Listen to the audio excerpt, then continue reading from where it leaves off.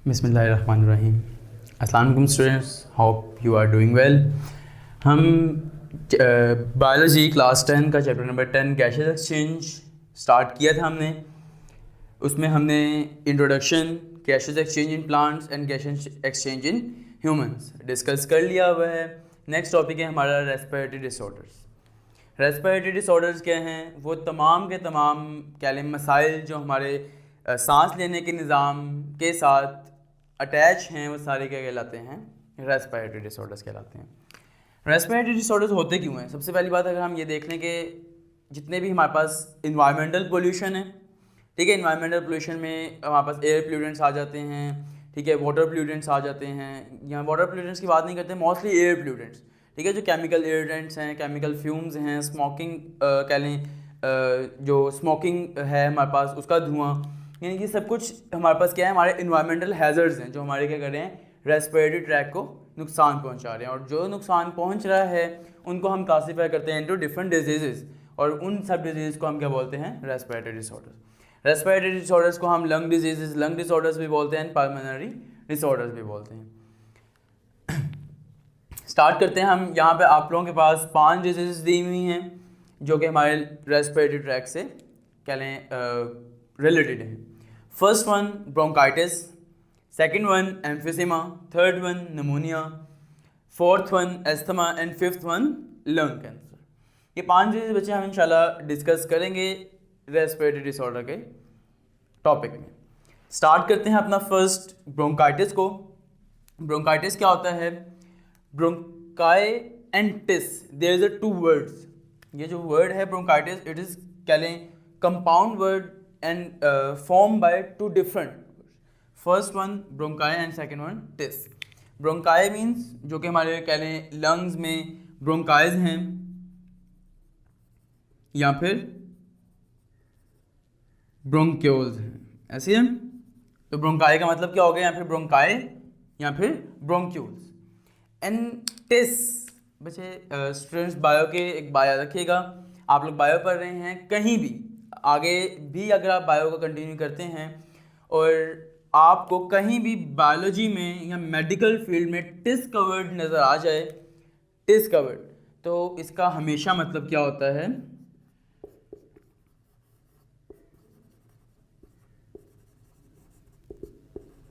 Inflammation, ठीक है, सोजिश,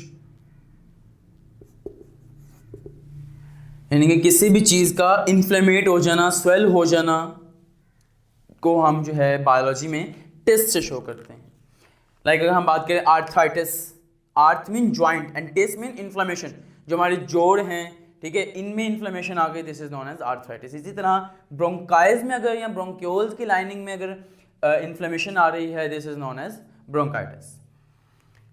इसमें बेसिकली होता क्या है कि जो ब्रोंक्यूल्स हैं या ब्रोंकाइज हैं, इसकी जो वॉल्स हैं वो क्या हो जाती हैं? थिक हो जाती हैं। यहाँ पे अगर हम देखें, thickening of walls of tubules, जो ट्यूब्यूल्स हैं ब्रोंकाइज की या फिर ब्रोंक्यूल्स, इनकी जो वॉल्स हैं ये क्या हो जाती हैं? थिक हो जाती हैं, अपने ओरिजिनल साइज से स्वेल करके, इन्फ्लेमेट करके थोड़ी सी कह लें थिक हो जाती हैं। नेक्स्ट, जब थिक होंगी तो जाहिर सी बात है इंटरनल ल्यूमेन जो है, उसका सरफेस एरिया जो है उसका वो भी क्या हो जाएगा? नैरो हो जाएगा, तंग हो जाएगा।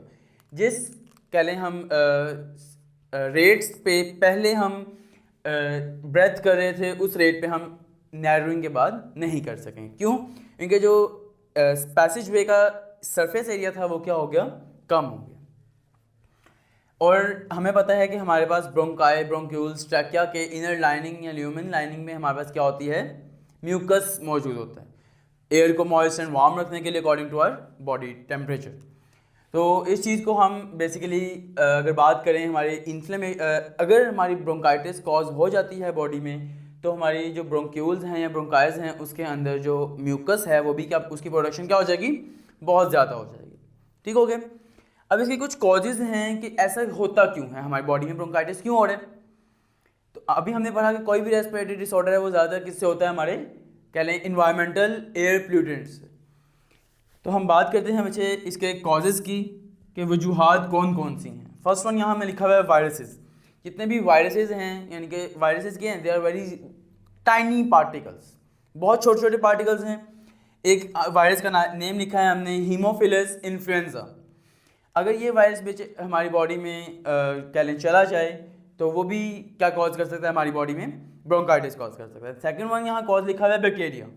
बैक्टीरिया भी इज़ ऑल्सो माइक्रो ऑर्गेनिज्म। अगर हमारी बॉडी में बैक्टीरिया भी कोई चला जाता है तो भी हमारी बॉडी में क्या कॉज हो सकता है, ब्रोंकाइटिस कॉज हो सकता है। यानी कि हमारी जो ब्रोंक्यूल्स एंड ब्रोंकाइज हैं उनको उनको इन्फेक्ट कर सकता है जाके। एक यहाँ बैक्टीरिया का नेम लिखा है माइकोप्लाज्मा न्यूमोनियाe। मुझे ये वो बैक्टीरिया है जो एक ह्यूमन बॉडी में ब्रोंकाइटिस कॉज कर सकता है। और थर्ड एंड लास्ट वन यहाँ पे अगर हम बात करें, हमारे पास है केमिकल इरिटेंट्स। इरिटेंट्स यानी कि जो तंगी पैदा करें, केमिकल यानी कि ऐसे केमिकल सब्सटेंसेस जो हमारे रेस्पिरेटरी ट्रैक में जाके हमें कह लें खराबियाँ पैदा करें, वो केमिकल इरिटेंट्स हैं। लाइक अगर बात करें हम सिगरेट स्मोक या टोबैको स्मोक, मैरिजुना स्मोक, ठीक है, ये डिफरेंट क्या हैं, दीज आर केमिकल इरिटेंट्स। अब टोबैको स्मोक की अगर बात करते हैं, कोई पर्सन, दो तरह की स्मोकिंग होती है, एक होती है एक्टिव स्मोकिंग और एक होती है पैसिव स्मोकिंग। एक्टिव स्मोकिंग वो है जो एक पर्सन एक सिगरेट के फिल्टर एंड से स्मोक कर रहे हैं, एंड पैसिव स्मोकिंग वो होती है जो एक बर्निंग एंड से जो स्मोक निकल रहा है, इर्द गिर्द में जो बैठे हैं उस स्मोकर के इर्द गिर्द या उसके जो कह लें इन्वायरमेंट या उसके सराउंडिंग में जो लोग बैठे हुए हैं वो क्या करेंगे, वो जो बर्निंग एंड है उसका जो स्मोक निकल रहा है वो वहाँ से इनहेल कर रहे होते हैं। तो दोनों स्मोकिंग जो है हमारी बॉडी में क्या कर सकती है, ब्रोंकाइटिस कॉज कर सकती है। ठीक हो गया। नेक्स्ट इसके सिम्टम्स हैं कि कौन कौन सी अलामात जाहिर होती हैं तो हमें पता लग सकता है कि भाई हमारी बॉडी में ब्रोंकाइटिस कॉज हो चुके हैं। इसकी बात कर ली हमने कि हमारी बॉडी में जो ब्रोंकाइज या ब्रोंक्यूल्स हैं उनमें एक्सेसिव म्यूकस की प्रोडक्शन स्टार्ट हो जाएगी। हमारी जो वॉल्स हैं टिब्यूल्स की वो क्या हो जाएंगी, थिक हो जाएंगी, नैरो हो जाएंगी, तंग हो जाएंगी। एयर पैसेज वे क्या हो जाएगा, सरफेस एरिया उसका कम हो जाएगा। एयर की क्या डेफिशिएंसी कह सकते हैं या शॉर्टनेस कह सकते हैं, हो सकती है। तो इसी के ज़रिए या इसी के थ्रू हमारे पास कौन कौन सी और सिम्टम्स कॉज या सिम्टम्स जो हैं होते हैं ब्रोंकाइटिस के। First one shortness of breath, जो सांस है उसकी शॉर्टनेस हो जाती है, लाइक सांस लेने में मुश्किल हो रही है। ठीक हो गया। Cough, chills, fever, mild wheezing, these all are symptoms of bronchitis. ये सारे क्या हैं, ब्रोंकाइटिस के सिम्टम्स हैं कि सांस लेने में मुश्किल हो रही है, बुखार है, खांसी है, वीजिंग है, ठीक है, फ्लू है, चिल्स हैं। ये सारे क्या हैं, बेसिकली कंबाइंड सिम्टम्स हैं किसके, ब्रोंकाइटिस के। अब अगर बात करें ये सारे symptoms mostly shortness of breath के निकाल के ज़्यादातर आम सिम्टम्स हैं। फीवर भी अक्सर हो जाता है, कफ, ठीक है, वो भी है, चिल्स, माइल्ड वीजिंग, ये डिफरेंट सिम्टम्स हैं जो कॉमन भी हैं। तो अब किस तरह से पता लगेगा ये कॉमन, ये जो सिम्टम्स हैं ये हमें इंडिकेट कर रहे हैं कि हमारी बॉडी में ब्रोंकाइटिस है। तो क्या किया जाता है कि पहली बात कि अगर हमारी जो हमारा फीवर है वो बहुत ज़्यादा अरसे तक है, ट्रीटमेंट कर रहे हैं बट ठीक नहीं हो रहा, ठीक है, कफ जो है बहुत देर तक है, मेडिकेशन ले रहे हैं, ठीक नहीं हो रही, तो ये एक तो फर्स्ट इंडिकेशन हो गई कि लॉन्ग लास्टिंग है, फीवर भी काफ़ी देर से है और कफ भी, विजिंग, चिल्स ये काफ़ी अरसे से हो रहे हैं और ठीक नहीं हो रही। सेकंड वन, जब आप डॉक्टर्स के पास जाते हैं तो डॉक्टर इसको इंडिकेट करने के लिए दो चीज़ें हमारे पास हमने यहाँ लिखी हैं। फर्स्ट वन चेस्ट एक्सरे, ठीक है, चेस्ट एक्सरे करता है ताकि क्या कर सके, अपनी जो ब्रोंकाइज और ब्रोंक्यूल्स हैं इनकी ओरिजिनल पोजीशन स्पॉट आउट कर सके, कि पता लगा सके कि ब्रोंकाई और ब्रोंक्यूल्स अपने ओरिजिनल स्ट्रक्चर में मौजूद हैं या फिर इनमें किसी या किसी किस्म की इन्फ्लेमेशन आ चुकी है। And second one blood test करवाया जाता है। ब्लड टेस्ट क्यों करवाया जाता है, इस चीज़ को बच्चे जानने के लिए कि हमारे कहीं ब्लड में कहीं वायरल या बैक्टीरियल इन्फेक्शन तो नहीं है, क्योंकि हमने पढ़ा कि बैक्टीरिया या वायरस भी ब्रोंकाइटिस कॉज कर सकते हैं। ठीक, तो ये डिफरेंट कह लें हमारे पास मेथड्स हैं इंडिकेशन के ब्रोंकाइटिस के लिए। ठीक हो गया। अच्छा, ये थी कुछ एक्स्ट्रा बातें आप लोगों की बुक में नहीं है कि आप लोगों को एक इन्फॉर्मेशन मिल जाए। नेक्स्ट, ब्रोंकाइटिस की दो टाइप्स होती हैं हमारे पास, एक होती है acute bronchitis and second one is chronic bronchitis. Acute bronchitis क्या होता है, ये बड़ा माइल्ड ब्रोंकाइटिस है, इसमें पेशेंट जो है वो कोई परमानेंट डैमेज नहीं कह लें बेयर करता, और ये जो एक्यूट ब्रोंकाइटिस है ये ज़्यादा से ज़्यादा 2 हफ्ते या 3 हफ्तों में ट्रीट हो जाता है, ख़त्म हो जाता है, क्योर हो जाता है। नेक्स्ट, अगर हम बात करें क्रॉनिक ब्रोंकाइटिस की, इट इज़ हार्श ब्रोंकाइटिस। ये जो है एक कह लें स्वेयर फॉर्म है ब्रोंकाइटिस की।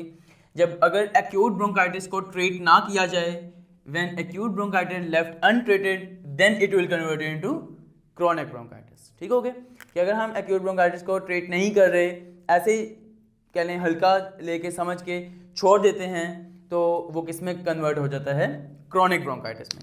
And chronic bronchitis will last about 2 to 3 months to 2 to 3 years, यानी कि 2 से 3 महीने से लेकर 2 से 3 साल तक हमारे पास क्रॉनिक ब्रोंकाइटिस डिलेशन हो जाती है। ठीक हो गया, यानी कि डिले हो जाता है। और इस केस में या इस कंडीशन में जो पेशेंट है उसके ब्रोंक्यूल्स और ब्रोंकाइल्स में क्या हो जाती है, क्रॉनिक इन्फ्लेमेशन कॉज हो जाती है, या फिर हम इस तरह से कह सकते हैं कि उसको परमानेंटली डैमेज बेयर करना पड़ सकता है। ठीक हो गया, यहाँ तक बचे हमारा ब्रोंकाइटिस का टॉपिक वाइंड अप हो जाता है अकॉर्डिंग टू योर बुक। अगर हम इसकी बात करें, हमने इसको पढ़ लिया कि इसके कॉजेज क्या हैं, सिम्टम्स क्या हैं, ठीक है, इसकी टाइप्स कौन कौन सी हैं, इसका ट्रीटमेंट क्या है, आप लोगों की बुक में नहीं है, हम आपको बताते हैं ट्रीटमेंट क्या है ब्रोंकाइटिस का, कि हम ब्रोंकाइटिस को किस तरह से ट्रीट कर सकते हैं। यहाँ पे मैंने 2 चीज़ें लिखी हैं, एक लिखा है NSAIDs and second one is antibiotics. NSAIDs क्या हैं, NSAIDs वो कह लें ड्रग्स हैं जो एंटी इन्फ्लेमेटरी ड्रग्स के तौर पे काम कर रहे होते हैं। इसकी अगर हम फुल फॉर्म की बात करें, non steroidal anti inflammatory drugs. ठीक, non steroidal anti inflammatory drugs, नाम से जाहिर हो रहा है एंटी इन्फ्लेमेटरी, यानी कि जो इन्फ्लेमेशन यहाँ हुई है इसको कम करने के लिए या फिर इसको डिइन्फ्लेमेट करने के लिए हम क्या यूज़ करते हैं, NSAIDs यूज़ कर रहे होते हैं। नेक्स्ट हमारे पास है एंटीबायोटिक्स। एंटीबायोटिक्स हमें पता है क्या होती हैं, वो कह लें केमिकल सब्सटेंसेस, वो केमिकल ड्रग्स जो बेसिकली प्रेस्क्राइब किए जाते हैं अगेंस्ट द बैक्टीरियल इन्फेक्शन। ठीक है, to treat the bacterial infection, कि बैक्टीरियल इन्फेक्शन को ट्रीटमेंट के लिए उसकी जो यूज़ कर रहे हैं हम वो क्या यूज़ कर रहे हैं, एंटीबायोटिक्स यूज़ कर रहे होते हैं। यहाँ तक बच्चे हमारा जो है ब्रोंकाइटिस का टॉपिक वाइंड अप हो गया। नेक्स्ट हमारे पास जो डिसऑर्डर है, नेक्स्ट वन इज एम्फीसीमा। उसको देखते हैं क्या होता है। एम्फीसीमा क्या है, emphysema is a disease in which alveolar walls of a lungs are broken down. जो लंग्स की एल्वुलाइज हैं उनके अंदर जो वॉल्स होती हैं वो बेसिकली क्या हो जाती हैं, रप्चर हो जाती हैं, डैमेज हो जाती हैं, ख़त्म हो जाती हैं, और जिसकी वजह से जो एल्वुलाई सैक है उसका सरफेस एरिया क्या हो जाता है, इंक्रीज हो जाता है। लाइक अगर बात करें एल्वुलाई के स्ट्रक्चर की,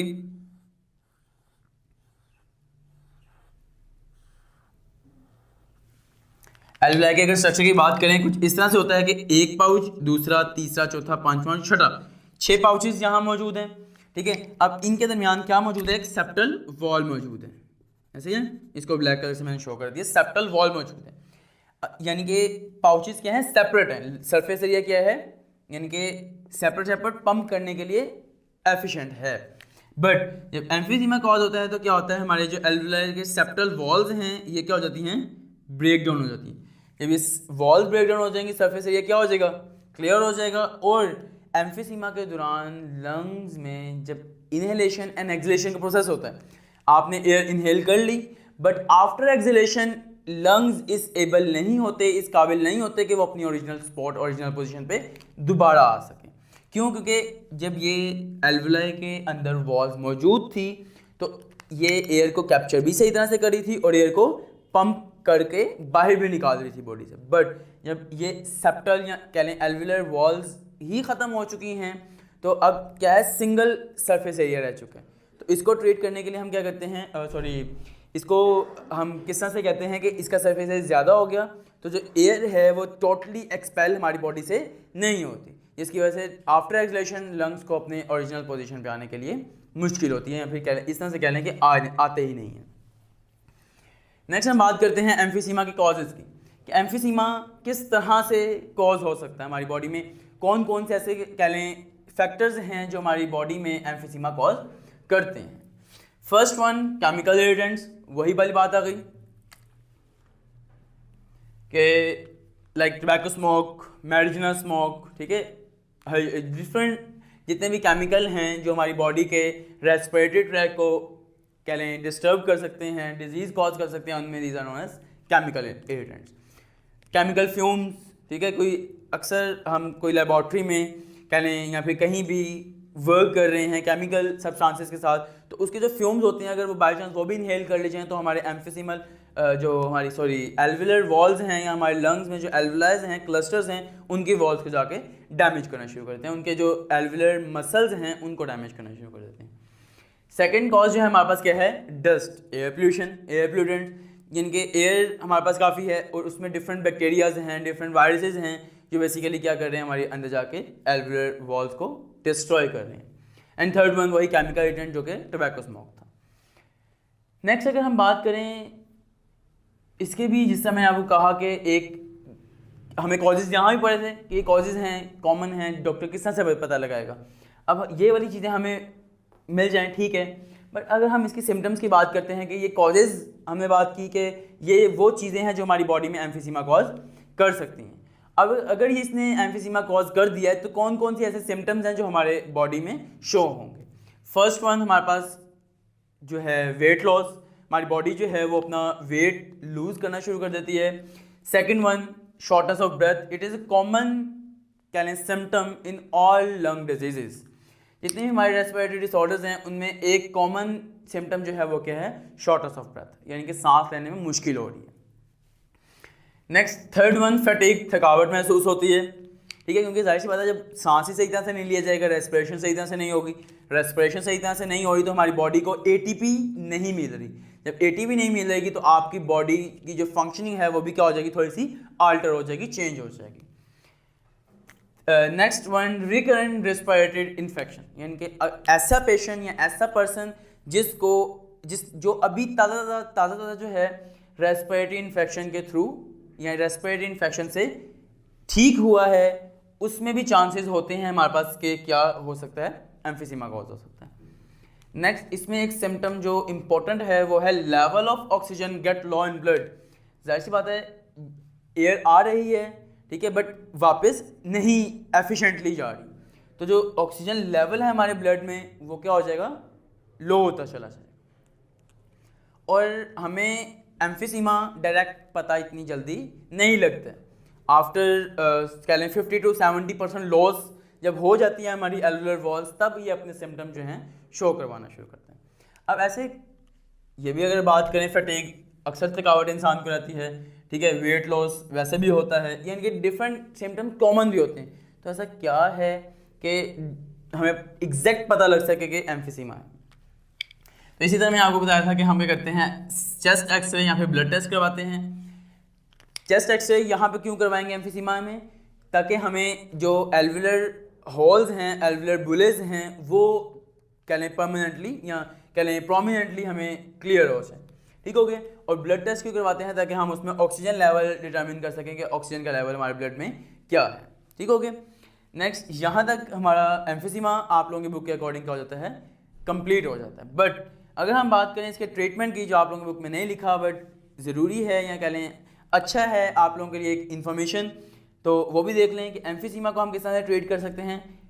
क्योंकि हमारी बॉडी में बेसिकली एम्फीसीमा क्या कर रही है, एक तो वॉल्स डिस्ट्रॉय हो गई, वॉल्स डिस्ट्रॉय होने के बाद हमारी जो बॉडी में ऑक्सीजन लेवल क्या हो गया, कम हो गया, तो हमारी बॉडी ऑक्सीजन डेफिशिएंट हो जाती है।